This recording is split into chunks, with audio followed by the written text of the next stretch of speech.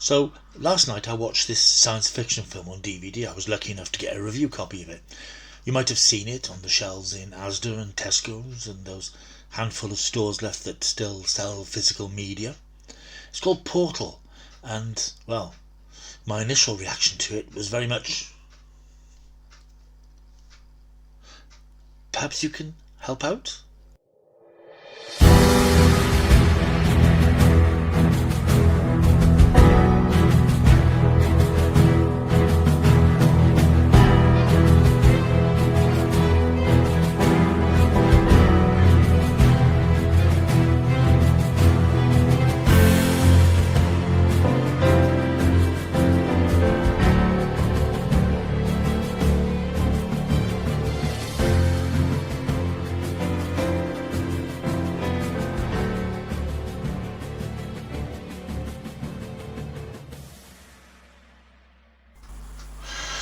Portal was released in America under the title Doors, and presumably had its title changed to Portal over in the UK because, well, one, that's a bit more exciting, and two, some people might have thought it was another biopic about Jim Morrison's band. But if they watched it, they wouldn't think that. This is directed by Simon Kesh, Jeff Desom, and Dugan O'Neill, and is written by Chris White, who created the whole concept of the thing, and Simon Kesh, and, as it says on the IMDb, others. I don't know who those others are. It stars such names as Kathy Kahn, Julianne Collins, Eric Floyd. You get the picture. Nobody you've ever heard of. It doesn't mean to say they're not good performers, just means to say that they're not sort of big attractions for this rather unusual and brain-bemusing science fiction flick. This is available, as I say, on DVD at the moment. You'll have seen it for about £6-7 in Asda and Tesco's and all those other little places, and it's online. I had a review copy sent to me, which I was quite pleased about because I was quite intrigued by it, and it's an intriguing film, but it did left me a bit sort of at the end of it.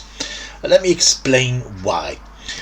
Portal is about a situation where a million doors, portals if you like, appear all over the earth in the strangest of places, and half of the world's population has been irresistibly drawn towards these doors and gone through them and just disappeared. We don't know where they've gone, whether they're coming back, we don't know who's put them there, whereby hangs the sort of central conceit of the film. I'll cut to the chase. This is an interesting film which is clearly inspired by some of the more hardcore thinking man science fiction films we've had recently, like Annihilation, and by Alex Garland. A couple of years back you might remember that rather bizarre film about a group of female soldiers who travel through something called, I think it's the Shimmer, a strange war which stretches across part of the earth, which warps reality and warps nature on the other side. And it reminded me also of Denis Villeneuve's Arrival, one of the classier science fiction films of recent vintage, starring Amy Adams and Jeremy Renner, about man's first contact, and it's simultaneously about communicating with aliens and communicating amongst ourselves. A very intelligent film, and this film has pretensions to be a bit like those films, but unfortunately, of course, it's a straight to DVD film. It's 80 minutes long and its budget is presumably fairly microscopic, but it actually does a fairly good job of not just entertaining, but making you sort of think, mainly, what the hell was that all about? It's actually an anthology film. It's split into 3 stories. I didn't realise that going in. The first of those anthology stories is called Lockdown, and it's quite intriguingly played. It starts off with a bunch of kids in, not exactly detention, but they're doing some sort of school test. They're high school kids. Usual mixed bunch, the sort of the mouthy jock, the slightly ambiguous androgynous girl, the feisty good-looking chick, and they're doing this exam. They're clearly struggling through the exam, and the guy who's invigilating the exam gets a phone call. He's made them turn all their phones off and put them in a cupboard. He gets a phone call. Outside you can hear lots of jets screaming past, sirens. Something clearly is going on. The invigilator guy runs out, leaves one of the girls in charge, and they're left to sort of fend for themselves and work out what the hell is going on. The school is put into lockdown, a voice over the tannoy system tells them, and out in the corridor they find one of the doors, not the group, the portals, which is hard to describe because it's hard to work out quite what it looks like. It's like a sort of bristly rug which is standing up, and the fibres are sort of moving about, a bit like metal filings. It's quite a strange image, and it sort of speaks to one of the girls, sending her messages. It's quite befuddling. It is quite bemusing to know quite what this segment of the film, in fact the whole film, is really trying to do.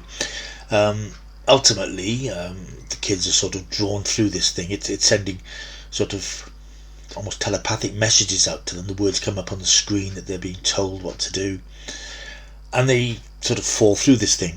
And that's sort of the end of the first one. We're left in the corridor with all the kids who disappeared. We never find out where they've gone, what their fate is, before we move on to the next chapter of the film, which explains that once these doors have settled, we hear a sort of a voice of like a radio, a DJ or presenter, who's sort of explaining a bit of the background of the situation, that these doors have arrived and people have disappeared. Although we don't really get a sense of the scope of what's happened. There are some quite nice shots of deserted city streets and cities denuded of people, which presumably were retrieved by drone cameras very early in the morning, with this voiceover telling us about groups of explorers or technicians who travel through these portals to try and find out what's on the other side, but they only have a 12-minute window to do it, because it's been estimated that after 12 minutes whatever is on the other side of the portals will play havoc with people's psyches and their sense of reality. Unfortunately, for British audiences at least, this segment of the film is titled after the name given to these people who try to go through the doors. They're called knockers. Quite. That has sort of unfortunate connotations in the UK, which did make me snigger because I'm a big kid at heart. This is the most bizarre of the three segments of the film, because it really is a complete head as these knockers in their space costume type things travel through this thing, and just reality is completely distorted. Their perception of reality has changed. Things are completely unpredictable, bizarre things happen, just strange visual tricks. There's quite a striking image of one of the knockers in his space sort of costume, space helmet or whatever, being drowned by petals which suddenly appear in the visor. It's quite bizarre. It's quite a bizarre, striking image. But I had no idea what was really going on in this segment of the film, and I thought, well, this, I suppose, the point of this segment is just to show that on the other side of the portal, madness lies, and there's no sense of where they really are, what's happening to them, and what will happen to them. The third segment is quite intriguing. Now, this is called, I think it's called Lamar, or Jamal, one of the two. It's about a beardy explorer type look who's discovered a door or portal out in his in the vicinity of his home out in the countryside, and he hasn't told the authorities about it. He's experimenting on it, and he's trying to communicate with it. He's got all these gizmos hooked up to it, and eventually he does communicate with it, and it seems to be friendly. It calls him a friend. Its name is the reverse of his name, and he sort of establishes something of a rapport with whatever this thing is. And it's a nice visual effect, because this thing is standing there and it's rippling and undulating, and it's quite eerie looking, but not hugely threatening. Things take a turn for the rather strange when his ex-wife turns up with her new boyfriend, and he's told them about this thing, and the ex-boyfriend is freaked out that he hasn't told the authorities, but his ex-wife is quite intrigued, and they sort of carry out more experiments and try and establish a deeper relationship with this thing. But unfortunately the new boyfriend calls the police, and then it all goes to hell in a handcart. And then we sort of cut back to this radio presenter who's having a discussion with a chap who appears to be a scientist who knows a lot about these portals and what they're there for and what they do, which seems to drive the presenter a bit nuts, and he wanders off into his underpants, which is it wanders out in his underpants, which is something which we see at the beginning of the film, and then it ends.